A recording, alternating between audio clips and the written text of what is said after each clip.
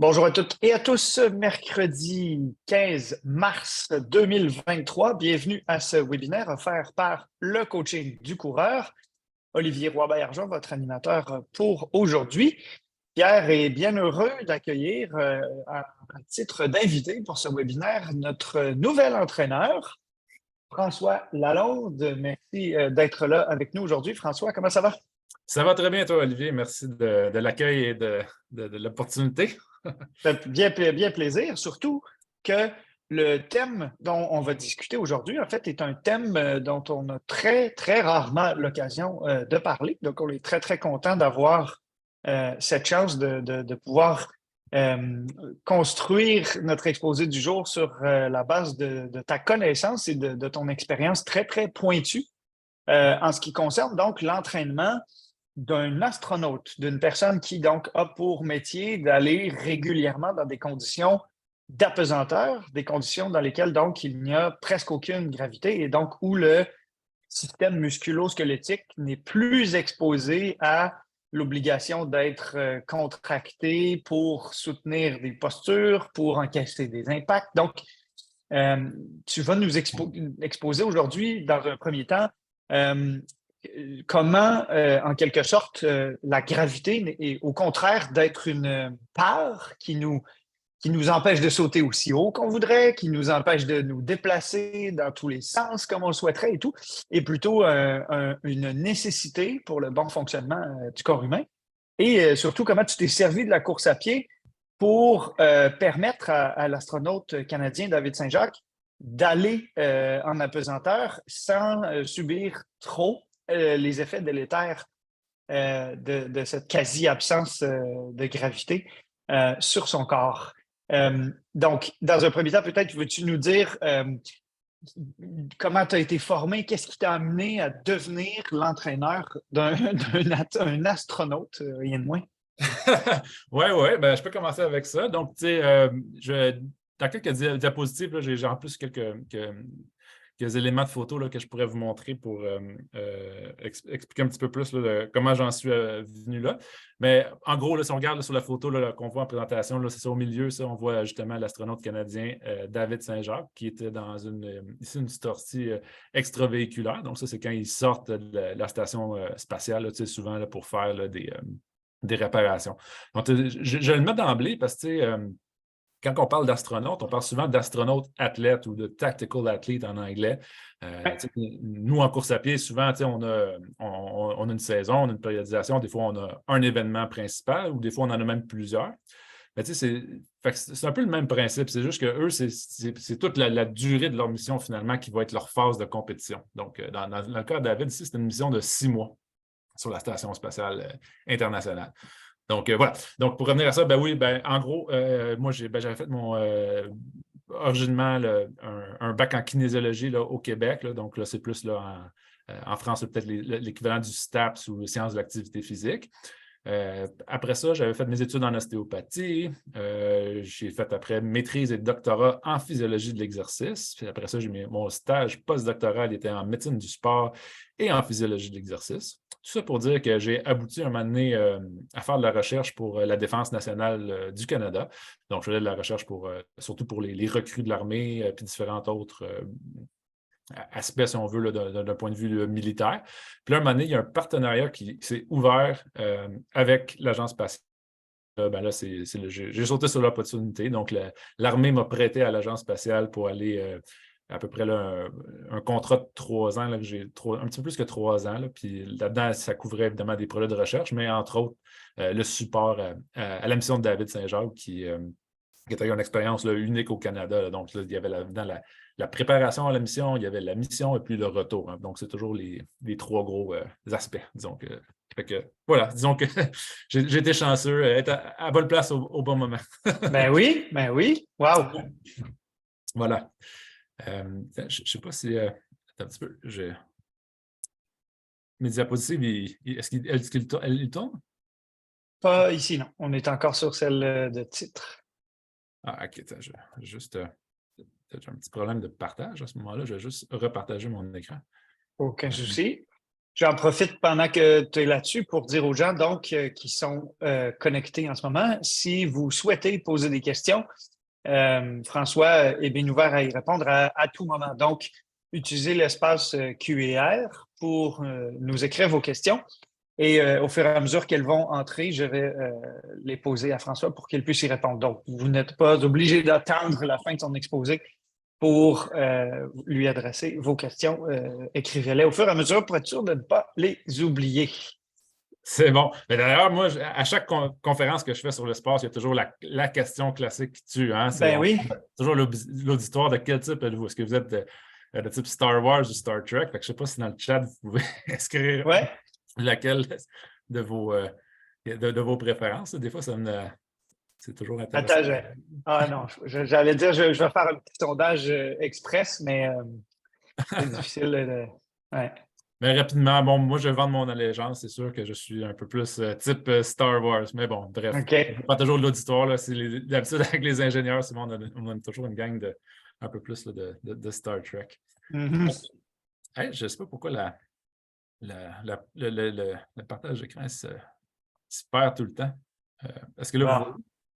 Oui, là, on voit ton partage d'écran. OK, c'est bon. Donc, c'est ça. Donc, l'aventure spatiale, c'est un peu comme je le décrivais. J'ai été chanceux d'être à la bonne place au bon moment. Aussi, on a eu vraiment un gros succès là, avec notre mission canadienne, ce qui nous a valu quand même plusieurs prix. Donc, on a eu des prix même au niveau de l'Agence spatiale. On a eu des prix de la NASA comme étant le meilleur, si on veut, équipe de support pour la mission. Fait qu'on a réussi à être surtout innovant, puis vraiment encore plus d'un point de vue activité physique et l'utilisation de l'exercice pour une mission spatiale. Puis récemment, là, le dernier prix qu'on a eu, c'est vraiment un prix de haut prestige de la fonction publique là, canadienne. Donc ça, c'est juste quand même des petites retombées là, intéressantes. Mais bon, si on se remet en contexte maintenant de l'exploration spatiale, là, maintenant... En Europe aussi, là, vous allez probablement faire partie de cette belle aventure-là qui est le retour vers la Lune. Donc, c'est ce qu'on appelle maintenant au niveau de la NASA, là, les missions Artemis, là, à l'opposition aux missions là, de jadis là, qui étaient Apollo. Donc, la déesse féminine, si on veut. Ouais. Ça, c'est les nouvelles missions maintenant. Fait que là, ça commence assez rapidement. Puis nous, ce qu'on est chanceux au Canada, c'est qu'on a déjà des vols de sécurité, dont la mission Artemis 2, donc le premier vol spatial qui va aller vers la Lune, qui va contourner la Lune. On n'atterrira pas dessus, mais il va y avoir un Canadien dessus. Donc là, déjà, on a des bonnes nouvelles à ce niveau-là. On ne sait pas encore c'est qui, par contre, mais ça ne sera pas trop long qu'on va connaître là, le nom des différents participants.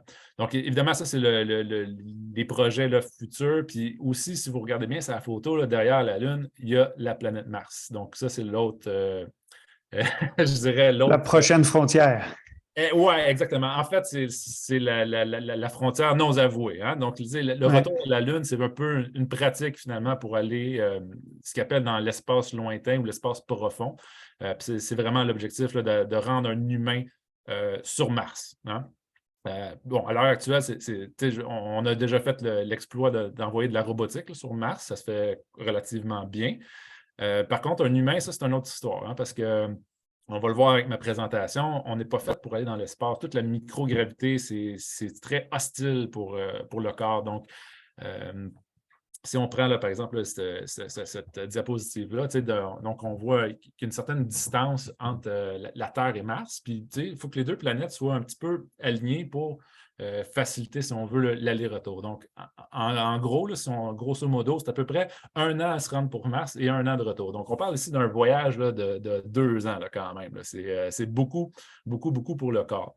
Et puis, l'émission qu'on fait actuellement, c'est environ en moyenne 6 mois. Bon, il y a eu des exceptions, là, des fois, qui se sont rendues à 1 an et un petit peu plus, là, mais en gros, c'est 6 mois. Puis là, si on met ça un peu plus en relation avec la santé, bien, c'est 1 mois dans l'espace, ça correspond à peu près 10 ans de vieillissement physiologique pour le corps. Alors, si on fait le calcul, là, 2 ans, ça commence à faire mal. Hein? C'est très difficile pour le corps à supporter. Là, ça.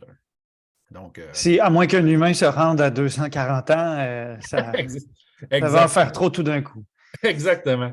Exactement. Puis l'autre affaire, c'est que l'autre crainte, c'est que si on réussit finalement à envoyer un un humain sur Mars, bon, est-ce qu'il va être capable là-bas de sortir de la capsule? Parce qu'il y a quand même une gravité aussi qui est partielle sur Mars. Puis à ce moment-là, ben, on veut aussi, non seulement qu'il n'y ait pas trop de problèmes de santé, mais on veut aussi que l'astronaute soit fonctionnel.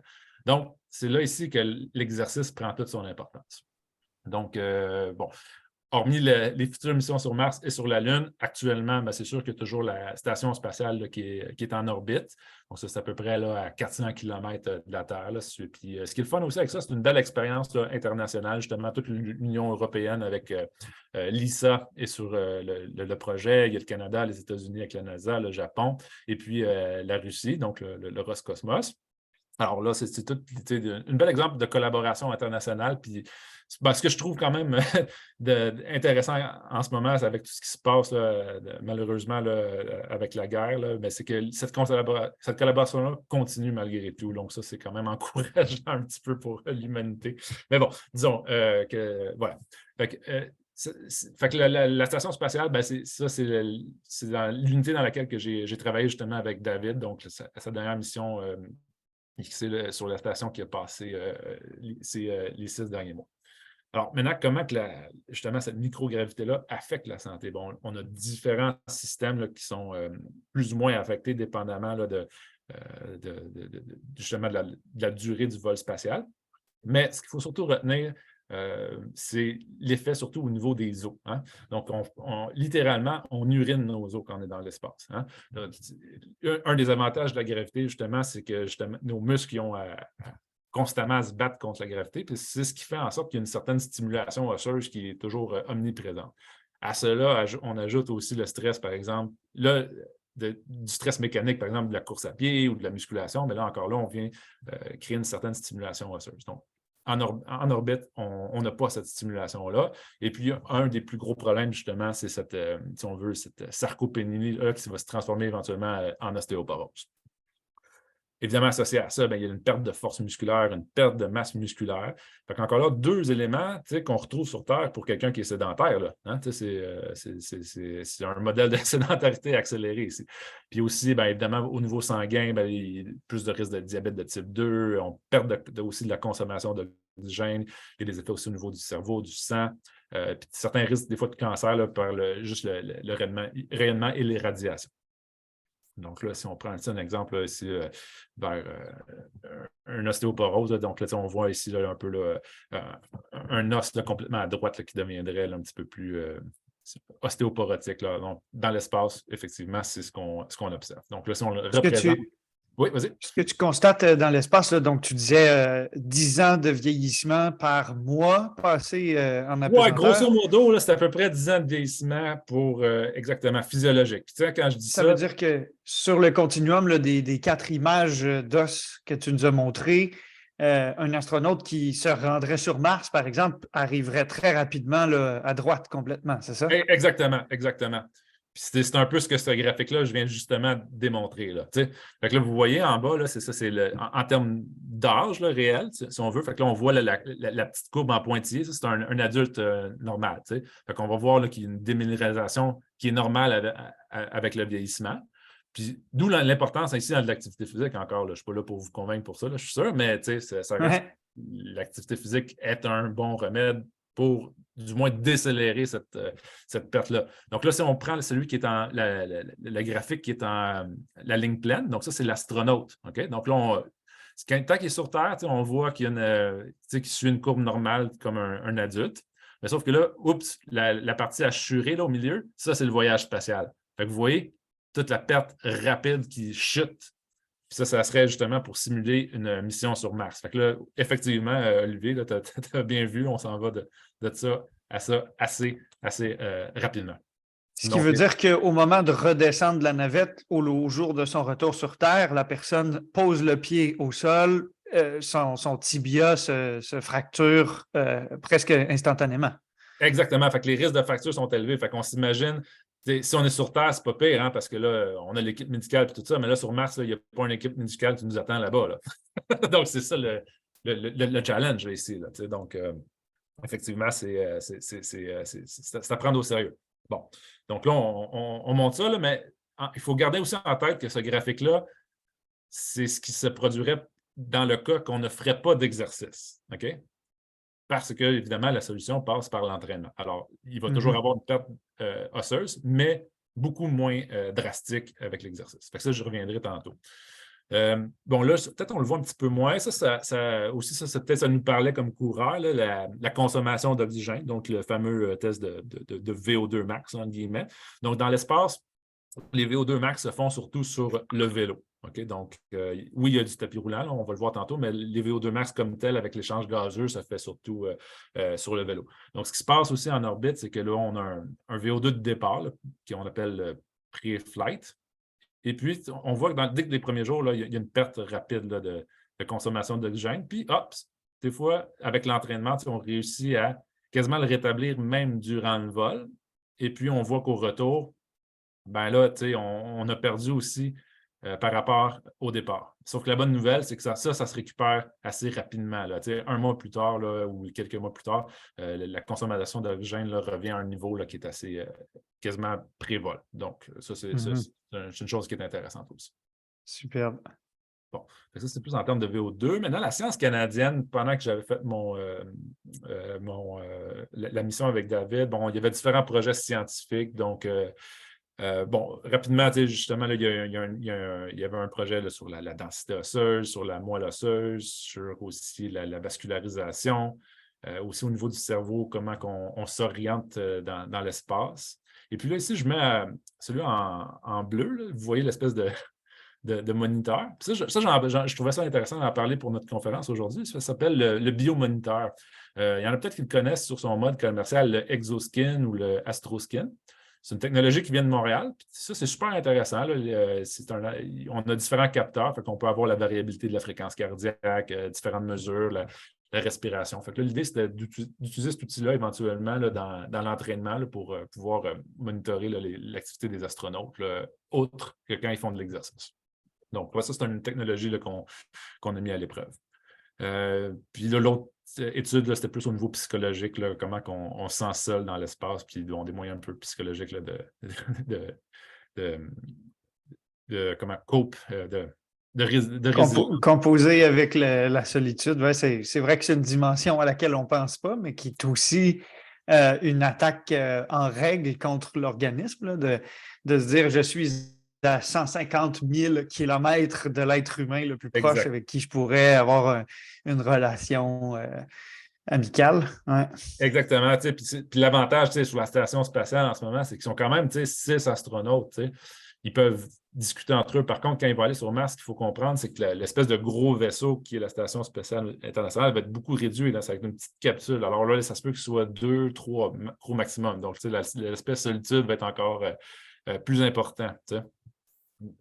Donc, ça, c'est encore là peut-être un petit peu petit là, comme diapositive. Là, je suis désolé, mais ça, c'est un petit peu pour démontrer les effets justement de l'exercice de manière générale sur différents systèmes du corps. Donc, encore là, c'est juste pour démontrer, là, on avait parlé de tous les effets délétères, mais en gros, un des moyens, en anglais, on appelle ça des countermeasures, des contre-mesures de la microgravité, si on veut, bien, ça va toujours passer par l'entraînement qui est autant en musculation qu'en cardiovasculaire. Les deux vont avoir des effets des fois complémentaires, mais différents à certains égards. Alors, c'est pour ça que les deux là, sont vraiment importants dans notre prévention.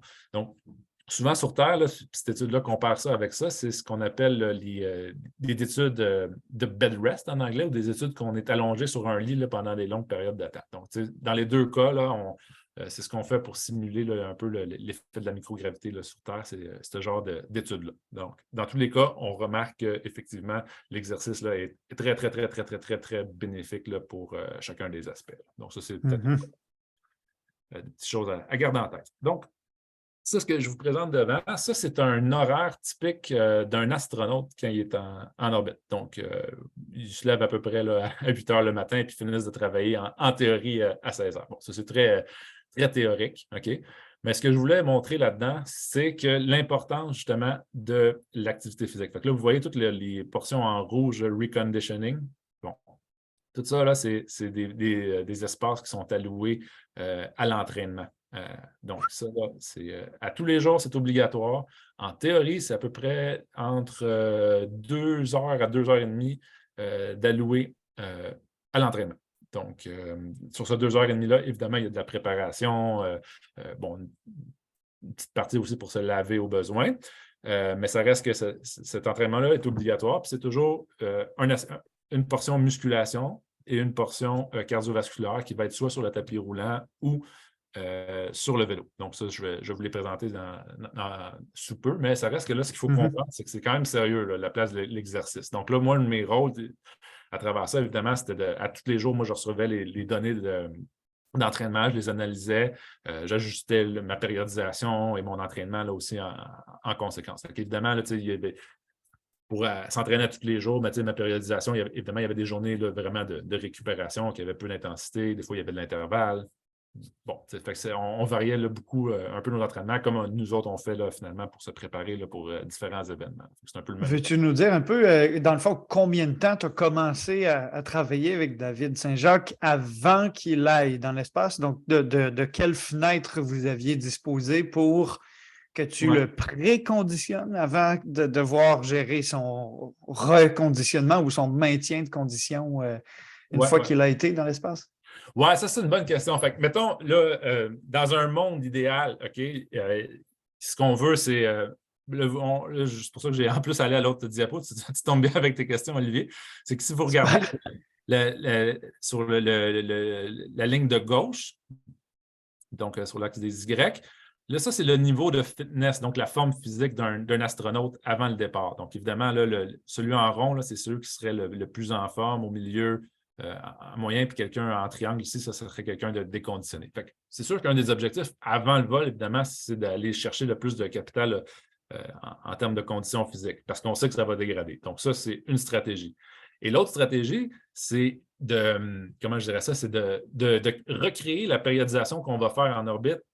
Comme ça va être une espèce de pratique déjà. Fait que ça ne sera pas une nouveauté quand il va arriver dans l'espace. Fait qu'on sait qu'il va bien répondre à l'entraînement.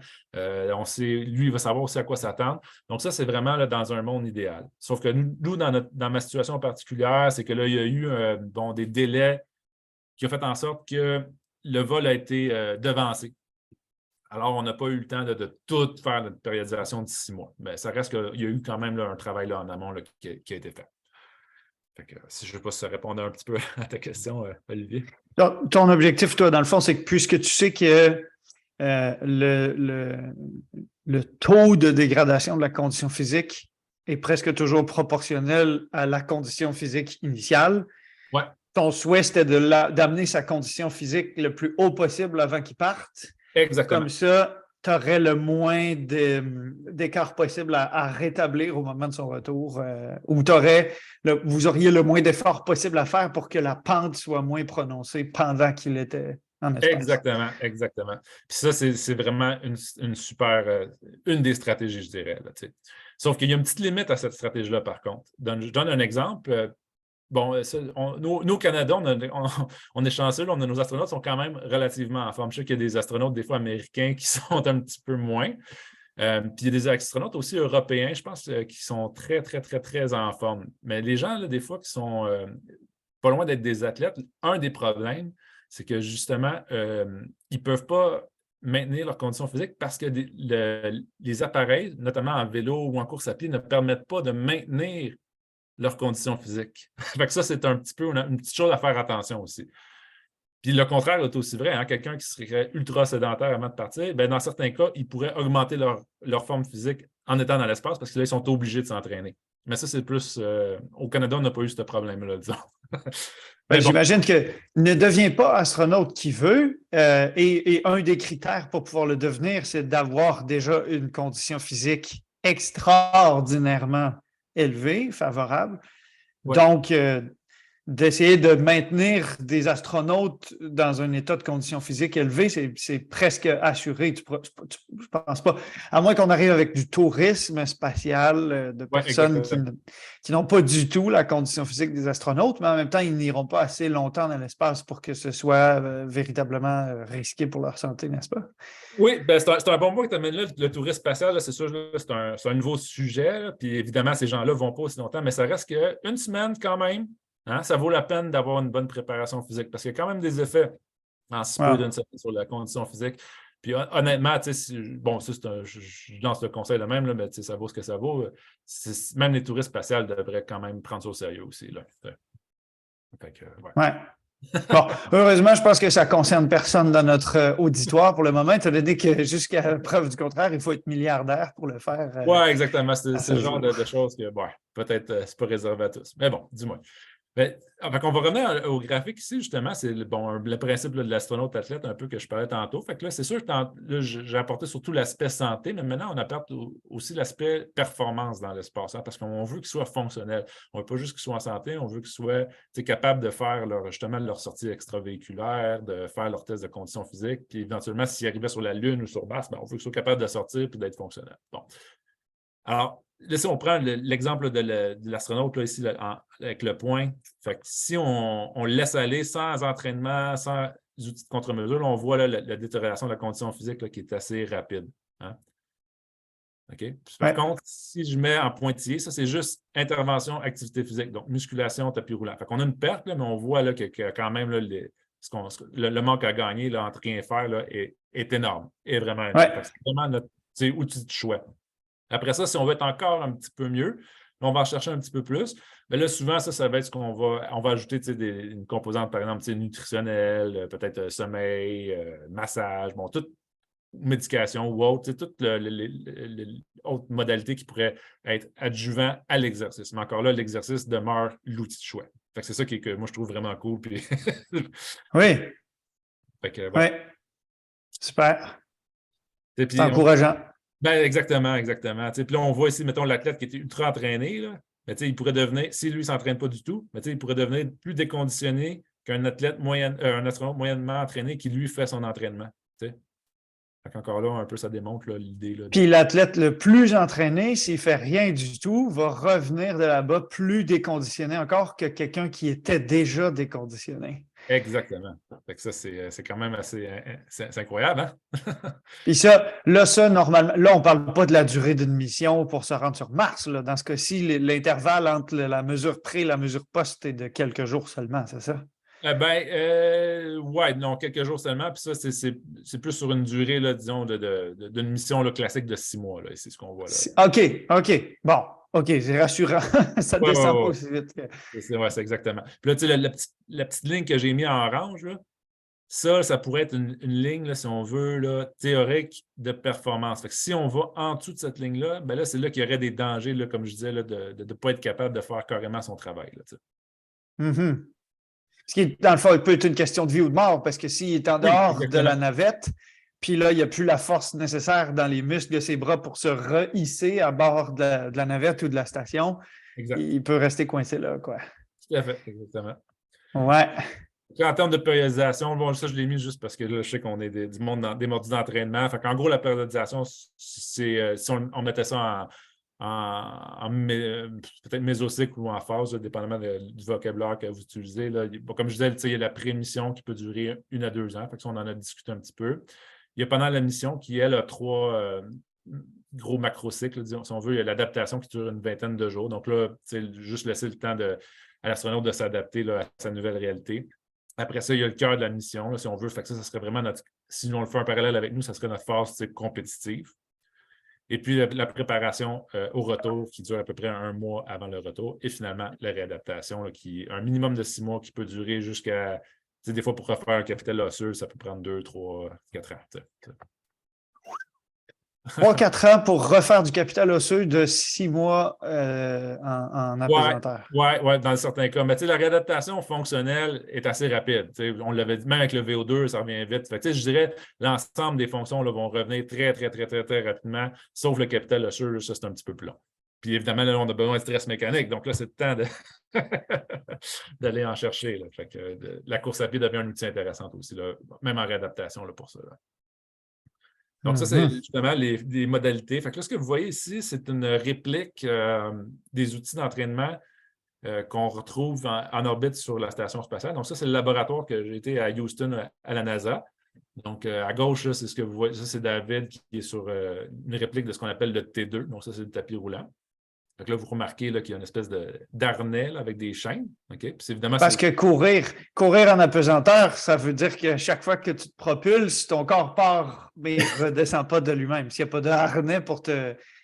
Exactement. Puis c'est ça qui fait le challenge. Alors, cette espèce de harnais-là, son rôle également, c'est de, selon ce qu'on met en termes de chaîne, si on veut, ça va refléter un pourcentage du poids corporel. Donc là, souvent, ils vont débuter la mission avec 60-50 % de leur poids corporel. Puis là, plus qu'on approche de la mission, si toléré, bien là, on essaie de se rapprocher le plus possible de notre 100 % de notre poids corporel. Donc, sauf que quand on arrive à 100 %, le problème, c'est que c'est comme si on avait un gros sac à dos très pesant sur les épaules. Fait que des fois, c'est une question de confort aussi là, au niveau des épaules. Là, Donc, ce que tu veux dire, c'est qu'en tout début de mission, comme ça fait pas longtemps qu'ils sont en apesanteur, c'est pas nécessaire de les faire courir avec l'équivalent de 100 % de la gravité. Exactement. Mais que plus la mission avance, plus, même s'ils ont fait du reconditionnement, le pourcentage de leur masse corporelle doit être élevé parce que sinon, ça continue à les laisser se déconditionner. C'est ça. Puis c'est un moyen d'augmenter aussi le stress mécanique, veut pas. Là, fait que si on le voit de même, là, ça serait ça. Effectivement. Puis ce tapis-là aussi, il y a une autre particularité. Il y a un mode de tapis roulant, comme tout le monde connaît, là, passif. Là, on rentre une vitesse, puis là, le tapis il tourne. Et il y a un mode actif. Ça veut dire que là, c'est l'astronaute qui fait tourner lui-même le tapis roulant. Fait qu'on a vraiment deux modes là, qui sont disponibles pour s'entraîner avec ça.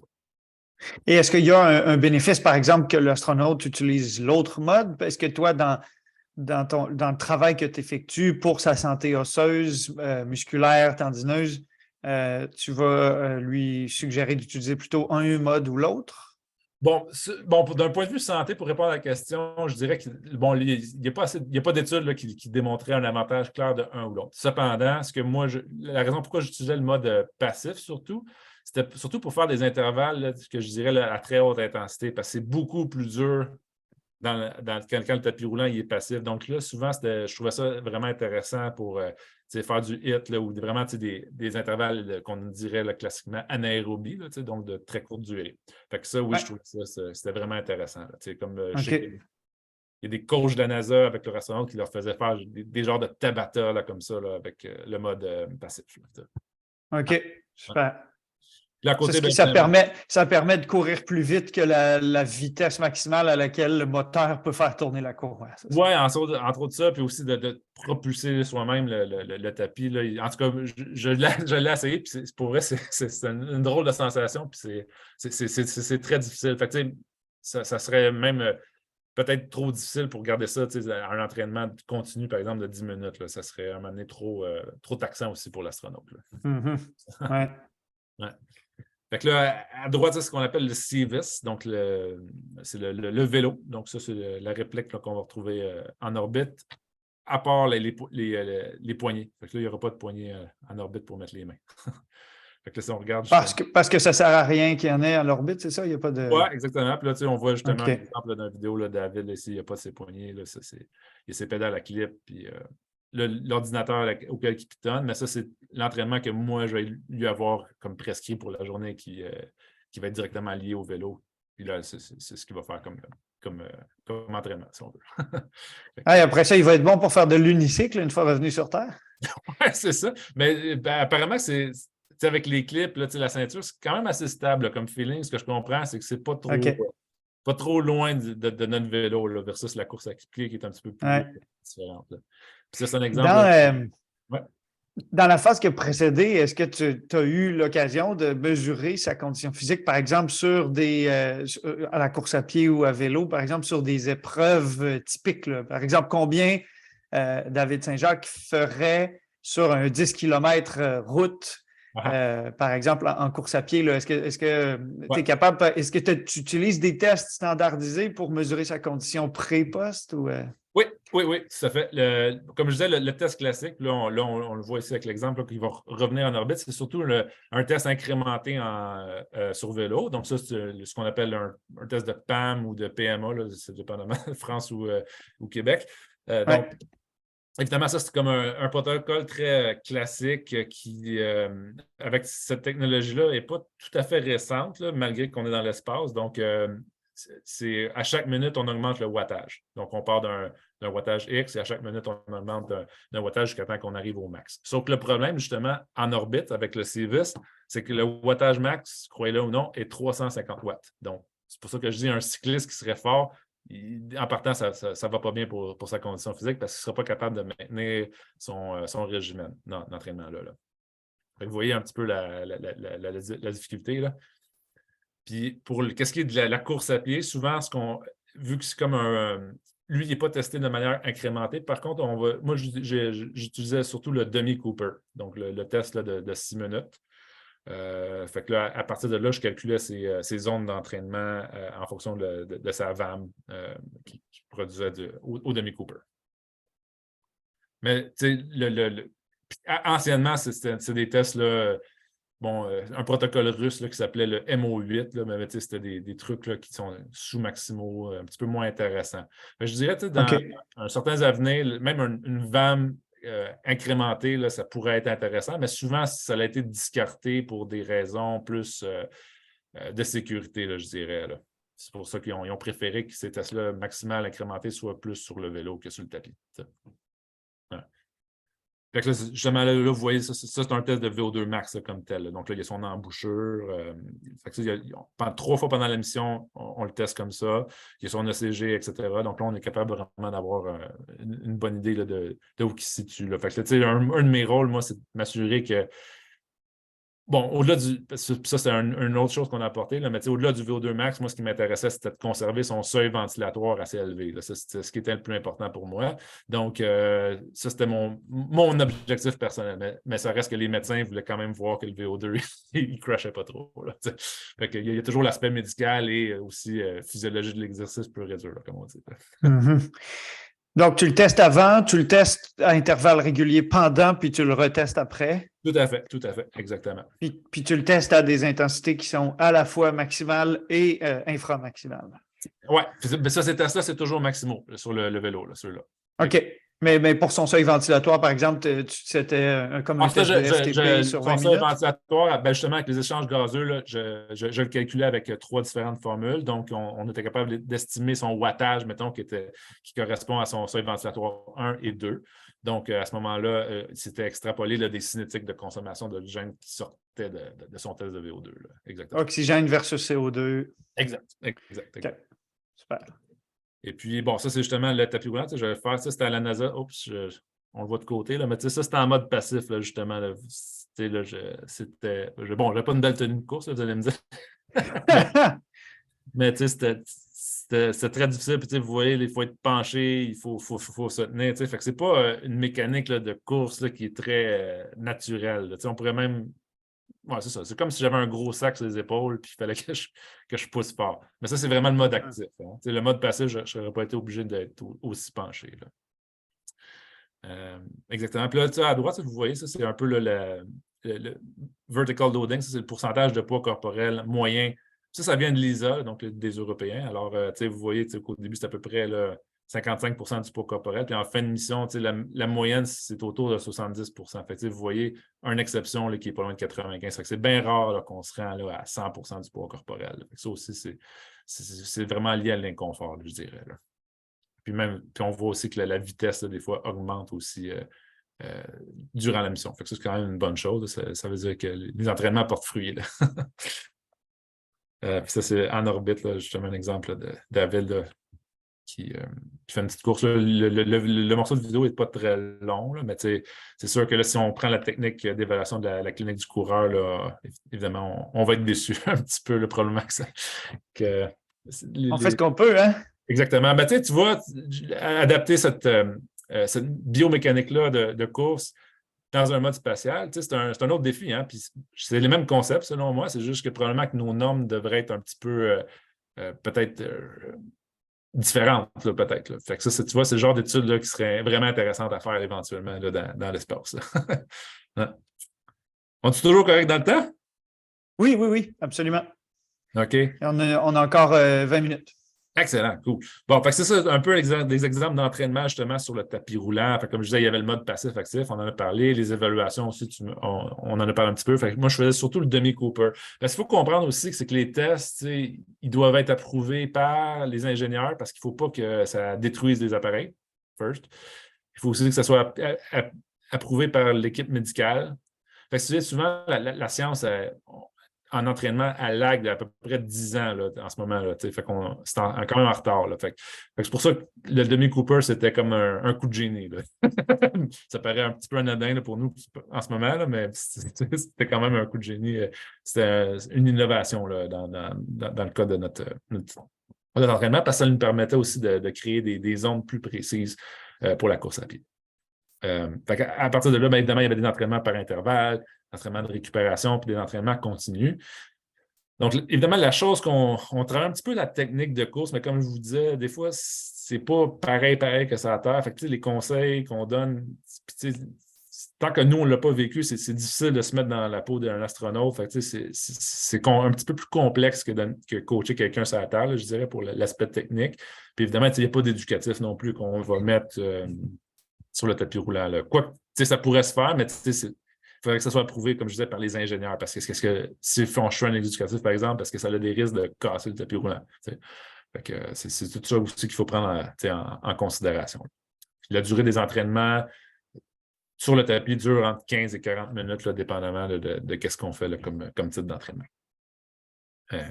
Mais donc, ce que ça veut dire, c'est que une séance de 40 minutes constituerait environ un tiers à un quart de tout l'entraînement que l'athlète astronaute doit effectuer dans sa journée.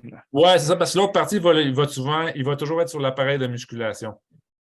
Fait que là, ça, c'est un 15-40 minutes pour le tapis. Après, il va se changer, de place. Et l'autre partie va être faite sur l'appareil de musculation que je vous montre dans quelques slides.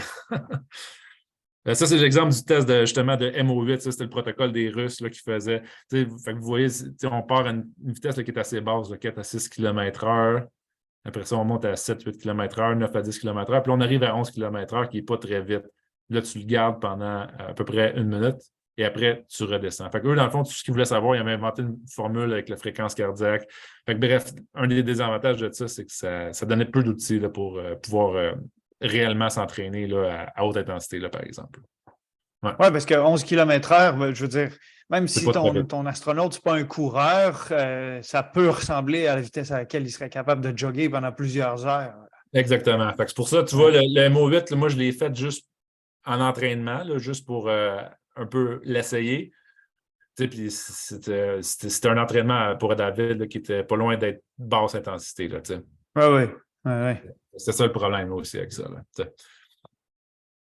Là, maintenant, un marathon dans l'espace, il y en a eu. Hein? Fait que ça, on a un athlète de l'ESA, donc je pense que c'est un Anglais, lui. Puis on a aussi une athlète américaine là, qui a fait le marathon de Boston sur la station spatiale en 2017, donc 4h23, 10 sur le tapis roulant. Tim Peake, lui, qui a fait son marathon en 3h35, 21. Donc, ça, c'est les records en ce moment. Si vous voulez essayer de battre ça. Est-ce qu'on a une idée de quel pourcentage plus lent c'est par rapport à s'ils l'avaient fait sur la Terre? Est-ce qu'ils sont à peu près des athlètes de ce niveau-là, même sans être dans la station spatiale? Ouais, j'aurais tendance à dire honnêtement que bon, ça, c'est du monde des astronautes qui sont, je dirais, un petit peu plus en forme que la moyenne, évidemment. Mais la majorité, je pense, des gens de la clinique du coureur, puis même toi, Olivier, là, vous êtes meilleur que eux, là, en réalité. Ouais. Ouais. Mais par contre, ils ont des aptitudes physiques autres qui sont dans le 0,01% peut-être de la population. Exactement. Fait que, c'est pas, non, c'est ça. Probablement que toi, tu es meilleur sur Terre, c'est sûr que tu es meilleur coureur qu'eux. Ouais. Hey, mais je peux me vanter de ça. Il n'y a pas beaucoup de choses dont je peux me vanter, mais ça, c'en est ça. Ben, c'est une bonne chose. Puis tu peux même, tu vois, Sonita, elle a fait aussi un triathlon. Hein? Fait qu'elle a fait la natation, fait qu'elle nageait dans le vide autour de la station. Elle a fait un vélo de 29 km et une course de 6,4. Fait que 1h48 minutes, 33 secondes. Donc, il y a aussi la possibilité de faire du triathlon dans l'espace. Voilà. C'est assez spécial de penser ça, hein? Ouais, exactement.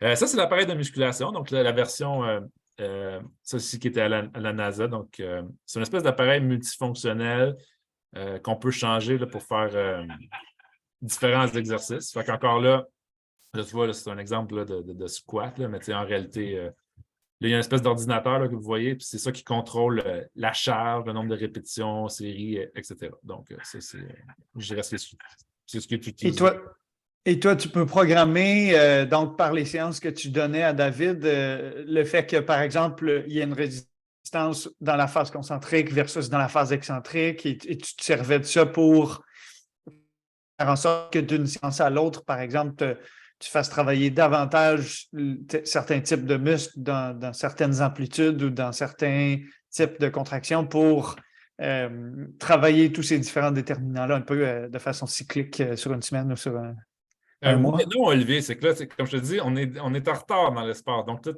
concentrique, excentrique, on n'avait pas ce luxe-là, malheureusement. Tu vois? Oh, Donc, par contre, ce que tu dis là, c'est très intéressant parce que c'est ce genre de nouvel appareil qui est développé qui va permettre de pouvoir faire ça. OK? Fait que cet appareil-là, dans le fond, tout ce qu'il permettait, c'était une charge qui était, peu importe le mouvement, fait qu'il n'y avait pas, par exemple, plus de résistance en excentrique ou en concentrique. Là, était, si on veut, isokinétique là, tout le long. Là, OK. c'est le bon mot que je viens de dire, là, mais c'est une charge constante, là, peu importe le cycle. Mais par contre, ce que tu dis, c'est le futur, si on veut, de l'entraînement musculaire là, dans le sport. Mm-hmm. Donc là, ici, une petite réplique là, rapide. Puis encore là, le choix des exercices, hein, il faut que ça soit approuvé par les ingénieurs de la NASA. Puis, tu sais, c'est bon, tu ne peux pas non plus faire ce que tu veux. Donc, ça, c'est des exemples. Tu vois, c'est de l'entraînement très old school. Hein, c'est pas. Ça ne respecte pas les nouveaux trucs d'entraînement fonctionnel qu'on voit, mais ça reste que, tu sais, si on enlève la mécanique, la mobilité et tout ça, ce qui est important derrière ça, c'est surtout la physiologie, puis ça fait un job. C'est ça là, qui est important au bout de la ligne. Fait que, Il faut que le voilà. muscle se contraste et qu'il tire sur l'os, puis à C'est partir de exactement ça. là. On veut qu'il soit stimulé, on veut qu'il tire sur l'os. C'est notre objectif numéro un. Fait l'aspect fonctionnel, c'est pas ça le but. Là, fait que c'est vraiment ça. C'est ça l'important. Donc, à ce moment-là, un entraînement plus de type culturiste fait très bien le travail. Là, c'est un peu paradoxal parce qu'ils doivent courir aussi, là, mais bon, ils n'ont pas le choix de faire la musculation. Là, De toute façon, l'effet d'interférence entre le travail en résistance et le travail en endurance doit être quand même un des derniers de leurs soucis quand ils sont en apesanteur. ouais, ben ça, la majorité, c'est pas leur souci, mais je te donne un exemple. Il y a une des astronautes, parce qu'il y a 4 astronautes canadiens, ben, il y en a une, elle n'aime pas ça, courir et faire du cardio. Elle, c'est vraiment une fille de muscu. Hein? Alors, pour elle, elle n'a pas le choix. Là. Il faut qu'elle fasse le switch. Là. Fait que pour elle, puis après ça, elle arrive là, puis là, ces exercices de musculation, ben, c'est plus de l'haltérophilie. Donc, elle downgrade dans son choix d'exercice, si on veut. Là, Ouais. puis, le contraire est vrai, il y avait un Italien, lui, il était plus triathlète, puis tout ça. Puis, bon, la musculation, c'était pas son bag, mais il n'avait pas le choix à un certain point d'y aller par là. Mais voilà. Mm. Ça, c'est, je dirais, l'étude la plus récente là, qui est sortie de la NASA, qui est sortie dans le Nature. Là, c'est ce qu'on appelle le Sprint Trial. Puis ça, c'est vraiment intéressant parce que c'est aussi une des aspects là, un petit peu qui vont changer un peu les méthodes d'entraînement. Donc là, encore là, on s'entend, hein, la science appliquée dans l'espace, on est en retard. Fait que ce que je vous présente là, aujourd'hui, personne ne va être surpris de ça, là, mais c'est de faire que des intervalles de ça sur un entraînement continu, ça donne des effets de santé égaux, voire bon. Fait que c'est ça. Fait que eux, ce qu'ils ont fait, c'est qu'au lieu de s'entraîner 7 jours comme un protocole classique, mais ils ont entraîné 3 jours par semaine, mais par du HIIT. Fait que ça leur donnait quand même de la récupération, puis ils ont vu qu'effectivement, il y avait des effets similaires. Fait que ça, c'est encore un petit peu là, des notions là, d'entraînement à haute intensité qui peuvent être applicables par l'espace. Puis aussi, ce que ça donne, c'est qu'on peut économiser dans notre temps, le 2h30, mais l'idée, c'est de le couper un peu ce temps-là parce que ça coûte cher le temps dans l'espace. Fait que voilà. Effectivement. C'est une petite étude intéressante. Puis là, pour finir, ça, c'est une étude que moi, je fais actuellement toujours pour l'Agence spatiale. Donc, j'ai un contrat avec l'UQAM puis l'Agence spatiale on utilise ce qu'on appelle le Blood Flow Restriction. Donc, ça, en gros, là, on prend une espèce de brassard, on coupe le sang, puis bon, en gros, là, en musculation, on a vu que ça avait des effets là, potentiellement bénéfiques. Mais là, ce que j'ai reçu quand même, c'est ressorti des études là, qui, apparemment, que le Blood Flow Restriction pourrait avoir un effet sur la performance chez les coureurs ou sur le VO2 max, là, ici, là, par exemple, là, sur une course de 1,5 000. Donc, tu sais, nous, on teste un petit peu là, cette méthodologie-là en ce moment, à savoir si ça pourrait être quelque chose qui pourrait être utile dans l'espace. Donc, c'est un peu ça l'idée. Là. Donc, là, ici, on voit qu'avec le blood flow restriction, là, on va chercher là, un petit peu plus là, de force, plus de synthèse protéique. Donc, l'idée, là, c'est un peu un maintien de la masse musculaire. Donc, ça, c'était un présent. Si j'ai bien compris la science sur le sujet, en fait, particulièrement avec l'entraînement à résistance, le fait de travailler en occlusion vasculaire permet de travailler avec des charges beaucoup moins lourdes. Exactement. Et d'obtenir le même effet d'hypertrophie ou d'optimisation neuromusculaire. Donc, d'éviter les risques, par exemple, que la personne fasse un faux mouvement avec une charge très lourde et se blesse. Tout à fait. Tu l'as fait travailler avec, mettons, 50 d'un RM au lieu de 80 puis tu obtiens les mêmes bénéfices. À savoir si c'est nécessairement transférable. Exactement. C'est exactement ça la logique. Là, c'est de minimiser. Parce que on sait que les entraînements en force seraient probablement très bénéfiques, mais encore là, il y a un risque, comme tu dis, surtout avec les missions prolongées. Est-ce qu'on serait capable de diminuer les petits risques au plus haut point? Donc, en allant chercher, par exemple, un effet aussi bon pour la masse musculaire, si on veut, et même la force, en utilisant le BFR, à ce moment-là, ça vaut la peine de se poser la question. Là. Ouais. C'est vraiment cool. Maintenant, en sport cardio, là, moi, personnellement, j'ai jamais connu un athlète qui a fait ça. Là. Je ne sais pas si de votre côté, c'était le cas. C'est un peu aussi une question que je voulais vous poser. Là, mais j'étais quand même surpris de voir qu'on voyait ça, là, même à la course à pied. Là. Bon. À ma connaissance, en fait, ce n'est utilisé que par des athlètes de très, très, très haut niveau qui sont rendus à un stade où tous les fondamentaux sont parfaitement maîtrisés, tous les paramètres classiques de l'entraînement sont optimisés. Et là, ils cherchent le 0,1 % d'amélioration potentielle et ils sont prêts à essayer des protocoles comme ceux-là.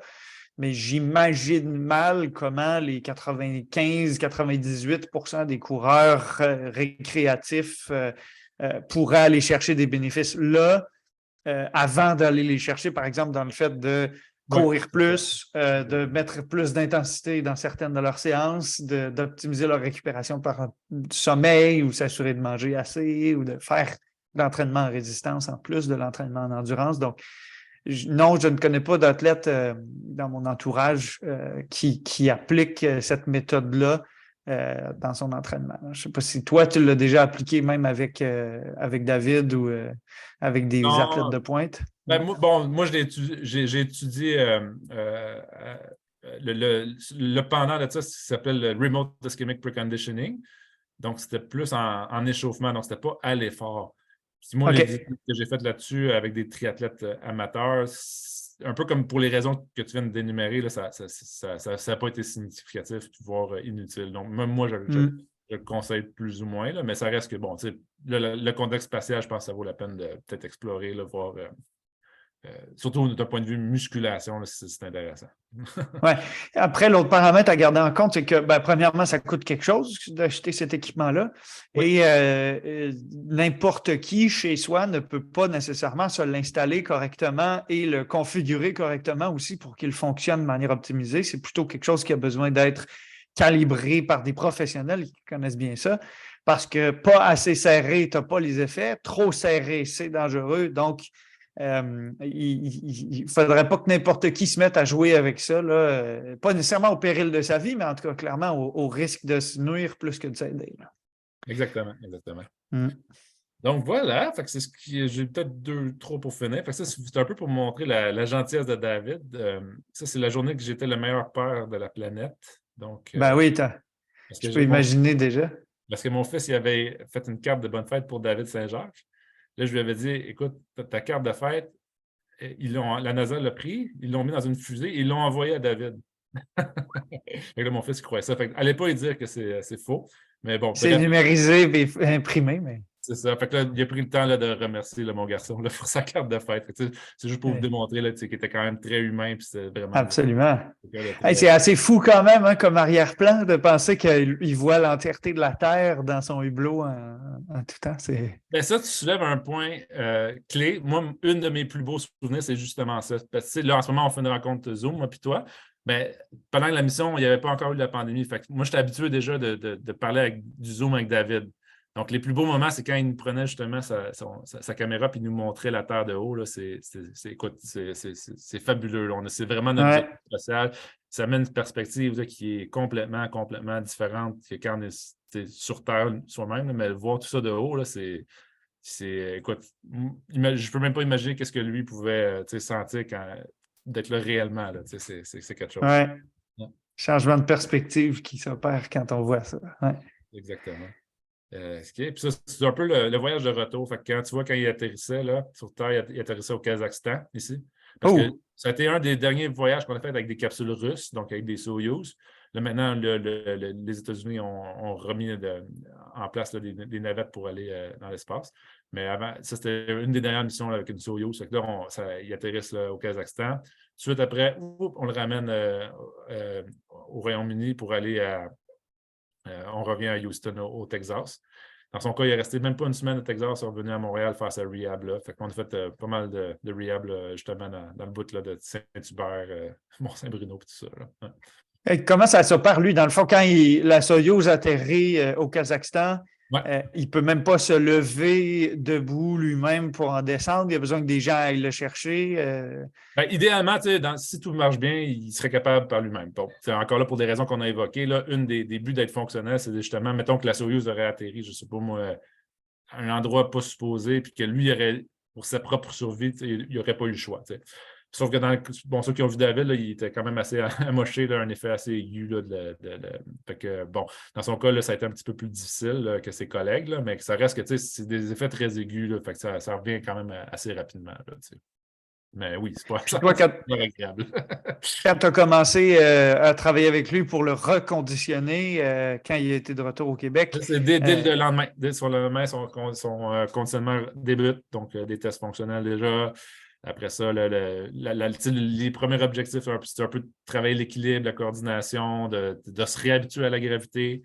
Après ça, c'est de remettre de la mise en charge. Puis encore là, il faut faire attention parce que la perte de surge, tu ne peux pas de faire ce que tu veux non plus. Donc, bon.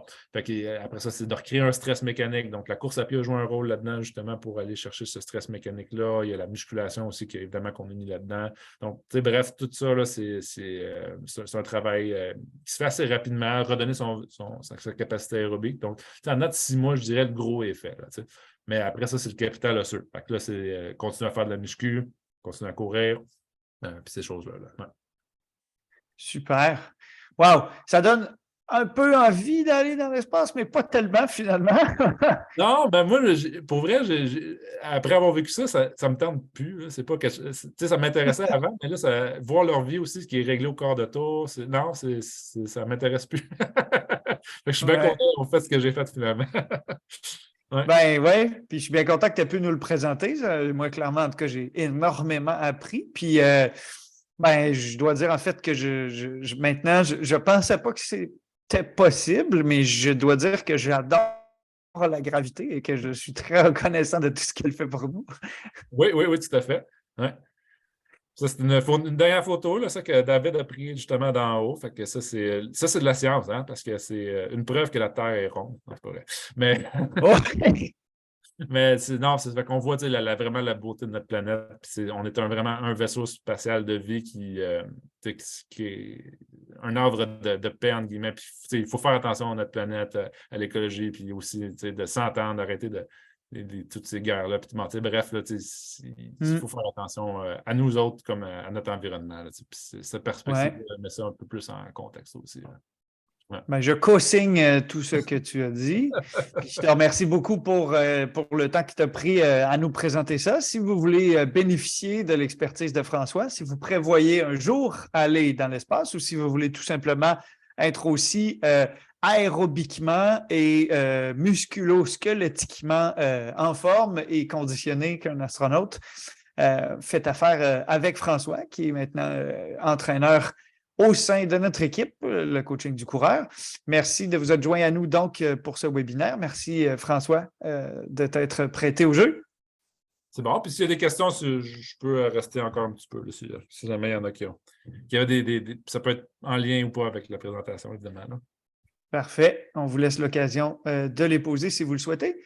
Sinon, on vous laisse filer là-dessus et on vous dit à la prochaine pour le prochain webinaire offert par le coaching du coureur.